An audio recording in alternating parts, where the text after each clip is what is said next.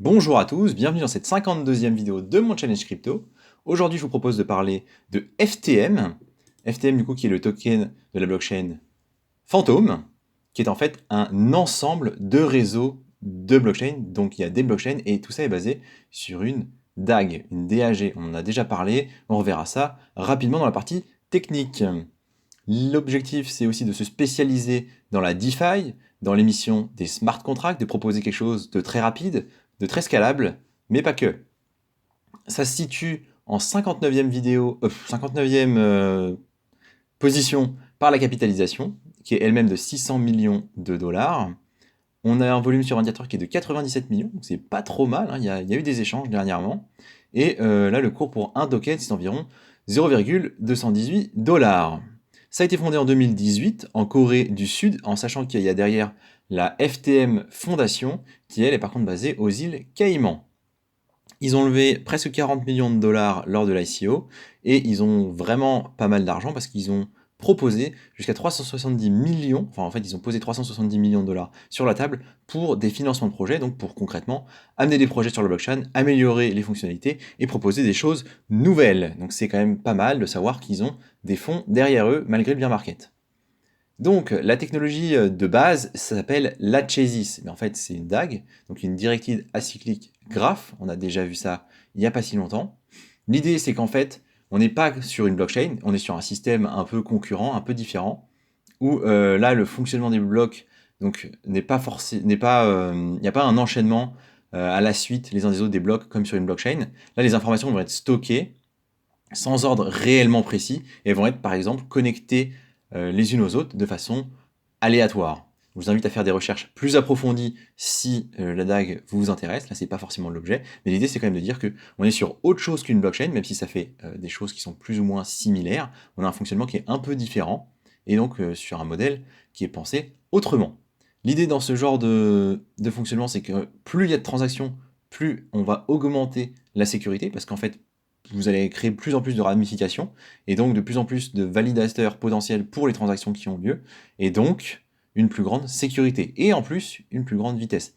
Donc a priori, on peut aller jusqu'à 20 000 transactions par seconde pour les transactions simples, mais par contre, c'est plus limité pour les opérations complexes. On peut notamment penser aux échanges entre smart contracts, parce qu'on est basé sur un EVM pour cette partie-là, et donc je rebondis, donc c'est pas l'Achesis qui est EVM, c'est un layer en fait qui s'appelle Opera, qui lui est donc EVM compatible, donc on peut faire des copier-coller depuis tout ce qui se passe sur Ethereum sur la blockchain de Phantom grâce à ce layer Opera, qui lui par contre fonctionne en Proof of Stake. Donc ouais, c'est un peu compliqué. On a d'un côté une DAG et un layer de cette DAG qui est en Proof of Stake, et donc avec une validation comme on a l'habitude, par preuve de possession des tokens, des validateurs, du stacking, etc. Donc les deux existent et fonctionnent ensemble sur des blockchains, enfin sur des réseaux qui sont différents, mais qui sont connectés. L'idée aussi, c'est qu'on va avoir donc d'autres layers, hein, pas que Opera, c'est un ensemble de réseaux, et que ces réseaux sont indépendants. Ce qui fait que du coup, on n'a pas besoin de charger l'ensemble des données. Ça faut un peu penser au système de sharding, où on a une espèce de parallélisation de différentes petites blockchains pour constituer un gros réseau, et le fait qu'on puisse avoir des blockchains individuelles avec moins d'informations à traiter fait qu'on va aller beaucoup beaucoup plus vite. Donc j'ai l'impression que Phantom, ils ont un peu déjà pensé à ce genre de choses quand ils ont monté leur blockchain. Donc techniquement, c'est vraiment intéressant, puis ça propose autre chose que ce qu'on a pu voir sur la plupart des blockchains de layer 1, donc c'est quand même quelque chose d'appréciable. Au niveau de la tokenomique, on a une supply totale de un peu plus de 3 milliards de tokens Phantom, sachant qu'on a émis actuellement 87%, donc ça c'est bien, il reste 13% à émettre, c'est plutôt appréciable. On va pas avoir des grosses émissions qui vont venir complètement dump le token. Il va y avoir encore 13% à émettre, mais une grosse partie, l'essentiel, a été fait. Ça, c'est un point qu'on apprécie. La TVL, donc la quantité de tokens stackés sur la blockchain, représente 550 millions de dollars. Donc ça, c'est un chiffre qui peut donner une idée en fait en termes de valeur. Mais ce qui est intéressant, c'est que le nombre de tokens, la quantité de tokens fantômes sur l'année, elle a été plutôt stable. Je parle de la TVL, le nombre de tokens qui ont été stackés. Donc ça veut dire que les gens qui étaient impliqués sur la blockchain ne sont pas partis à cause du bear market. C'est quelque chose qu'on apprécie. En tout cas, les gens qui développent des choses, les gens qui sont impliqués dessus. Au niveau de la répartition, initial, on avait 33% pour des récompenses d'airdrop, les investisseurs ont eu 42% des tokens, et la fondation projet en ont gardé 25%, ce qui n'est pas si énorme. On verra pourtant qu'ils en ont un petit peu plus en réalité en stock avec l'avancement et le développement du projet. Le token, il sert à plein de choses, notamment au stacking pour le proof of stake dont on a parlé, la gouvernance pour pouvoir voter tout ce qui est évolution de la blockchain, évolution du consensus, est-ce qu'on accepte tel ou tel projet, donc tout un tas, en fait la vie de la blockchain, en fait la vie du projet. Donc permet de voter, faire ça. Les frais de gaz, les frais de transaction sur la blockchain et sur l'ensemble du réseau Phantom. Et en plus, dans la partie DeFi, on peut aller minter des actifs synthétiques. Donc on a déjà parlé des actifs synthétiques. C'est des copies d'autres actifs qui sont du coup backés par des collatéraux et qui n'impliquent pas en fait les quantités réelles. C'est des reproductions. Pensez un peu à un ETF si ça vous parle un peu plus. Un tracker d'ETF pour être plus précis. Et donc le token Phantom permet de minter ces actifs-là. Dans les choses qui sont intéressantes à noter, il y a un burn des transactions. Ça, c'est quelque chose qu'on aime beaucoup. C'est 20% des transactions et en plus 10% sont bloqués en vault. C'est-à-dire qu'en fait, on les met de côté dans un lot. On ne sait pas encore exactement à quoi ça va servir. En tout cas, moi, j'ai pas l'info. Mais voilà, ça existe. Et en tout cas, il y a le burn, ça qui est bon.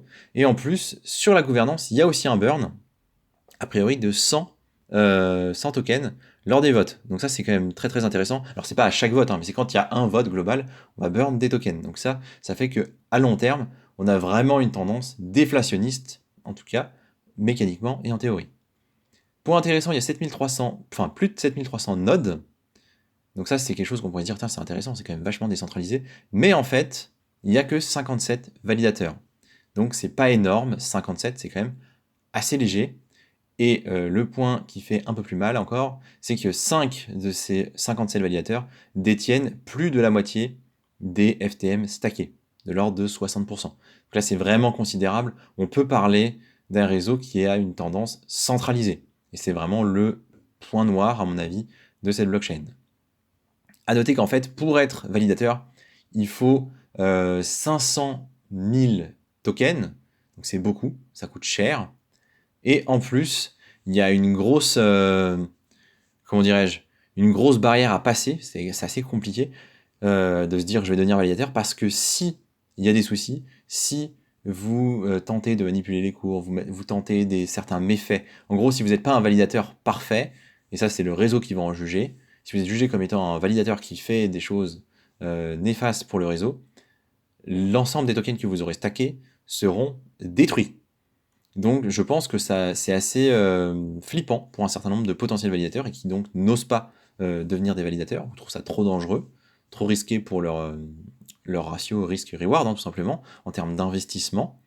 L'autre point, c'est que ça permet de burn du token, donc overall, j'ai envie de dire, c'est plutôt positif pour le cours du fantôme, mais voilà, globalement, il y a une grosse barrière à l'entrée pour acquérir du fantôme. Enfin, pas pour acquérir du fantôme, non, ça c'est extrêmement simple, mais pour être validateur sur la blockchain fantôme, ce qui serait une justification du faible nombre de validateurs.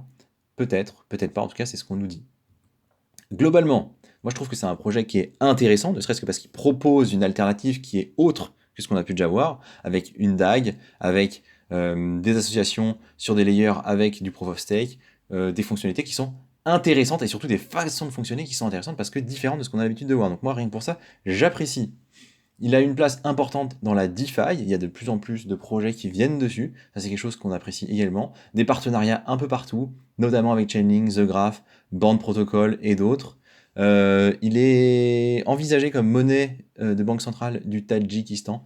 C'est pas forcément une énorme ref, mais c'est quand même pas mal. Je veux dire, c'est quand même un point positif et c'est quelque chose qui est satisfaisant.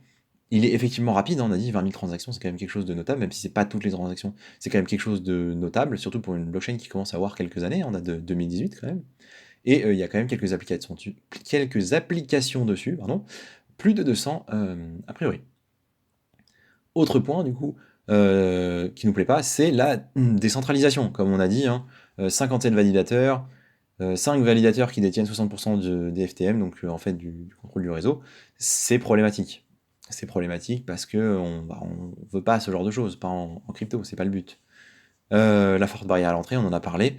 Et le dernier point, c'est quand même que c'est une blockchain qui à long terme se retrouve en concurrence avec tous les autres layer 1, et rien que dans le top 100, on peut en compter plusieurs dizaines.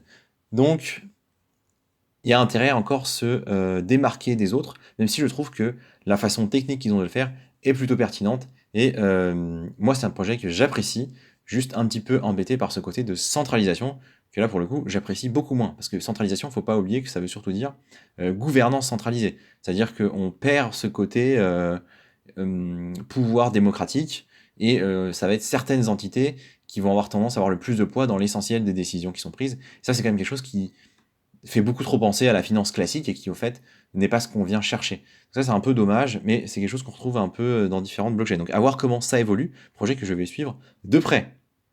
Je vous propose qu'on aille voir graphiquement, pour conclure cette vidéo. On voit que pendant très longtemps, pendant tout 2018, 2019, jusqu'à en fait même fin 2020, le token a été relativement plat. En réalité, il y a quand même des x2 dans cette histoire, même peut-être des x3. C'est juste que le bull run de 2021 a été juste incroyable pour le token. Et là, on voit, il est monté, il a touché son ATH très brièvement à 3,70 à peu près, avant de redescendre, pour remonter quasiment à son ATH, et c'était en janvier de cette année, janvier 2022. Donc c'est assez peu de cryptos qui ont cette dynamique-là, et c'est quelque chose que je trouve positif. On a beaucoup de cryptos, surtout qui sont anciennes, qui ont principalement eu un gros ATH ici, au printemps, et qui derrière ont fait des plus petites performances. Et là, c'est vraiment l'inverse. Vous voyez, les plus hauts sont quasiment toujours de plus en plus hauts. C'est vraiment positif, je pense. En tout cas, graphiquement, je trouve ça plutôt enthousiasmant. D'ailleurs, on voit un très beau W inversé, donc on peut s'attendre à ce que ça continue à baisser.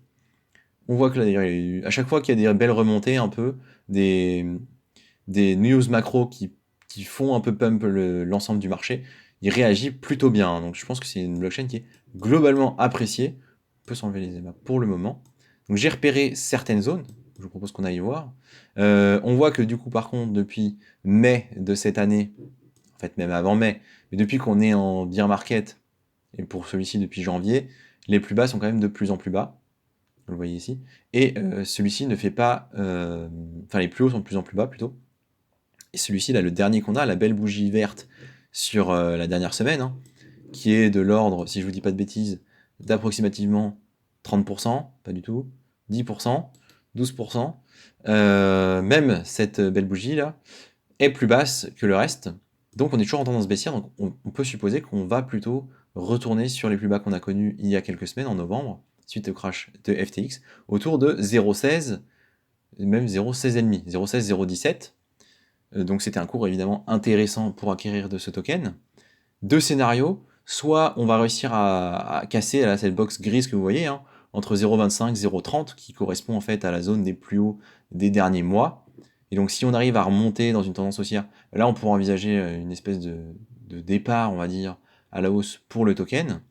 Pour le moment on n'est pas dedans, pour le moment on est plutôt dans cette direction-là. Donc là on a fait une belle bougie verte, je m'attends à d'autres bougies rouges qui vont suivre, pour potentiellement retourner sur cette zone-là. Et je crois que là on a une zone d'achat intéressante, entre 0,16 et 0,12. C'est vraiment là, moi si ça arrive là-dedans, que je commencerai à faire potentiellement des emplettes.